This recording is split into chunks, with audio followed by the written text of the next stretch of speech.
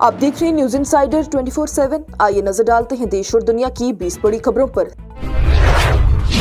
CPIM के रहनुमा और कुलगाम से एमएलए मोहम्मद यूसुफ तारिगामी की जानिब से बेरोजगारी और महदूद नौकरियों के तनाजुर में रिजर्वेशन पॉलिसी पर तशवीश का इजहार किया गया। उन्होंने कहा कि कैबिनेट ने जो भी नया ढांचा मंजूर किया है उसमें ओपन मेरिट उम्मीदवारों का हिस्सा बढ़ाया गया है, लेकिन जरूरत इस बात की है कि इस पॉलिसी को जल्द अज जल्द नाफिज किया जाए। तारिगामी के मुताबिक ओपन मेरिट के उम्मीदवारों के साथ इंसाफ और बराबरी का रवैया यकीनी बनाना होगा, वरना मजीद देर से गैर यकीनी सूरत हाल और बरकरार रहेगी।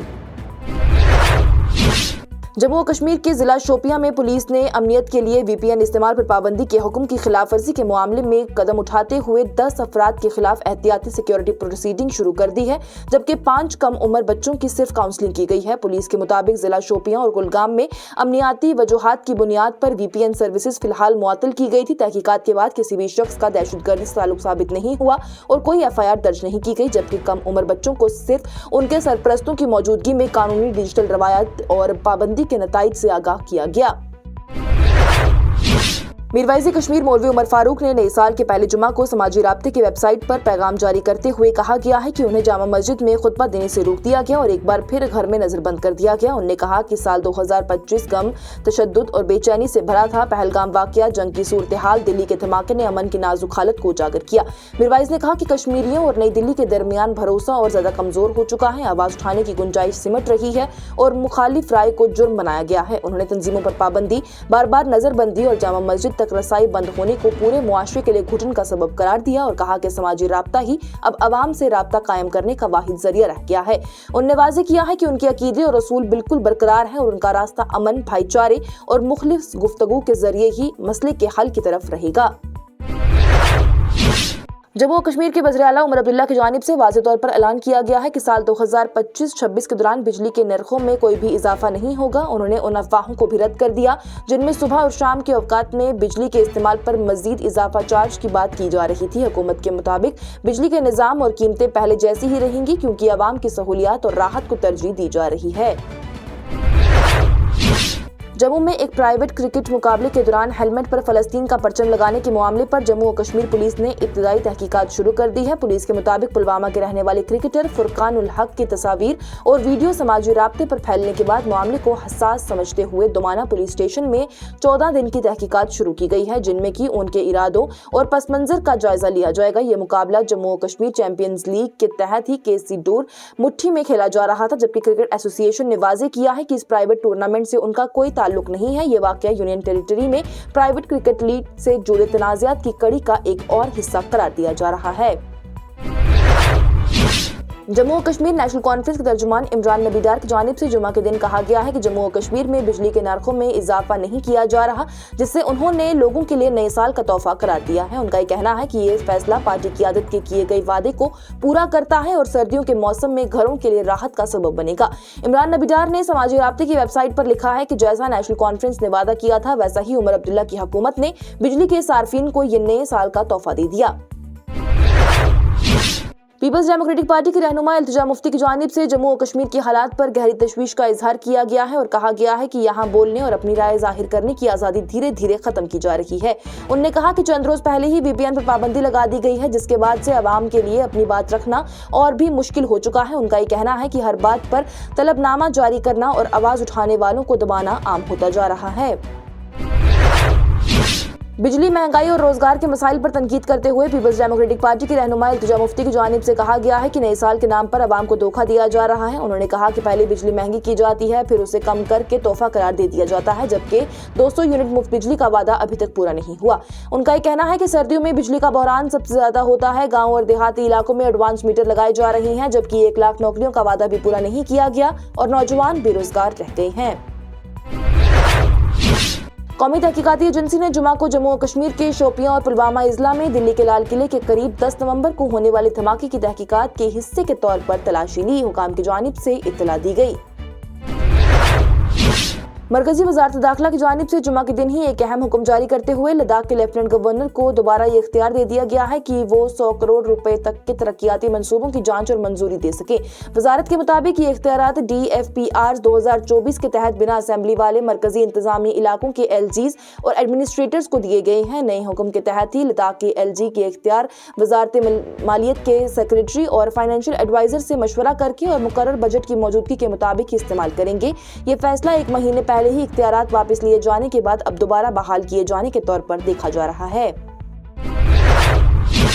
دچن کے تھاچنا گاؤں میں ایک بڑے مکان سے شروع ہونے والی آگ نے گاؤں کے کئی مکانوں کو گھیر لیا ہے۔ بھارتی سینا، جموں و Kashmir police, state disaster response force یعنی SDRF اور مقامی رہنے والے مسلسل آگ بجھانے کی کوشش کر رہے ہیں۔ ضلع انتظامیہ نے فائر سروس ٹیمز کو موقع واقع بھیجا ہے اور آرمی اور پولیس کے ساتھ لگاتار سے رابطہ قائم رکھا ہے۔ 2 نائب تحصیلدار بھی موقع واقع پر پہنچ چکے ہیں اور قریبی مکانوں سے LPG سلنڈر کو محفوظ طور پر نکال لیا گیا ہے۔ اب تک آگ لگنے کی وجہ معلوم نہیں ہوئی، لیکن بچاؤ و ریلیف کا کام جاری ہے۔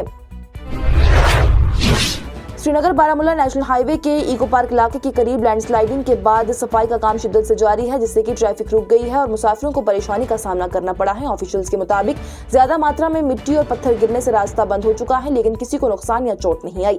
راستہ صاف کرنے والی ٹیمز مسلسل کام کر رہی ہیں اور ٹریفک پولیس گاڑیوں کو ڈائیورٹ کر رہی ہے۔ لوکل رہنے والوں نے امید ظاہر کی ہے کہ ہائی وے وائڈنگ اور اپ گریڈیشن پروجیکٹ کے دوران ہی سلوپ سٹیبلائزیشن اور آلٹرنیٹیو روٹس پر بھی توجہ دی جائے گی تاکہ ایسے واقعات دوبارہ نہ ہوں۔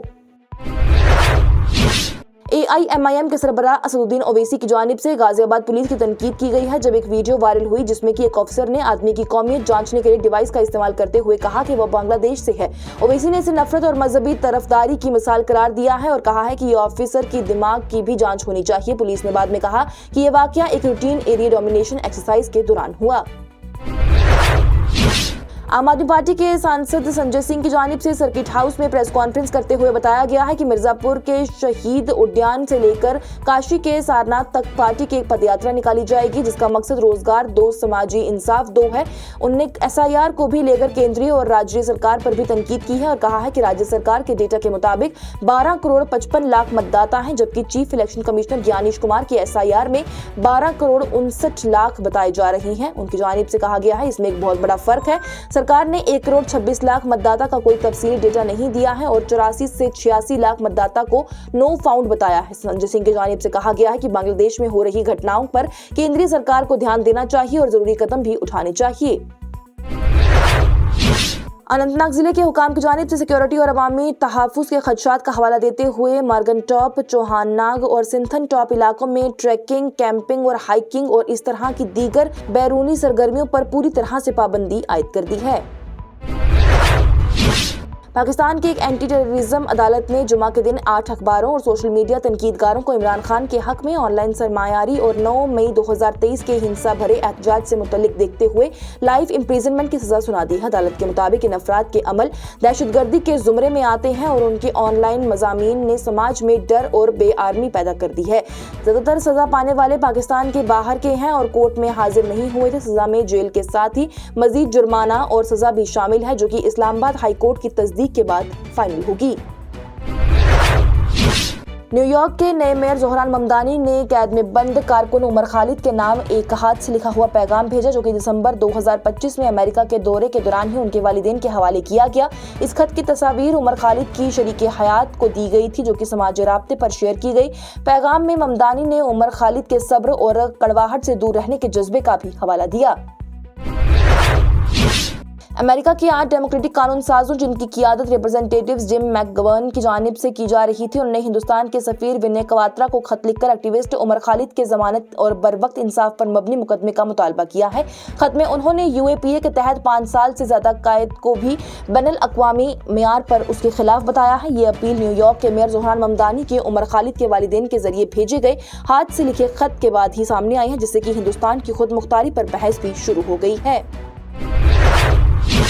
BJP کے ترجمان پردیپ بھنڈاری کی جانب سے بے مخالفت تنقید پر سخت اظہار رائے کرتے ہوئے عمر خالد کو UAPA کے تحت الزام شدہ قرار دیا گیا ہے۔ خالد کی قانونی ٹیم بار بار ضمانت نہ ملنے کے باوجود سپریم کورٹ سے راہ نجات تلاش کر رہی ہے، جبکہ ان کے سپورٹرز اس پر دنیا بھر کی توجہ اور جائزے کو سراہ رہے ہیں۔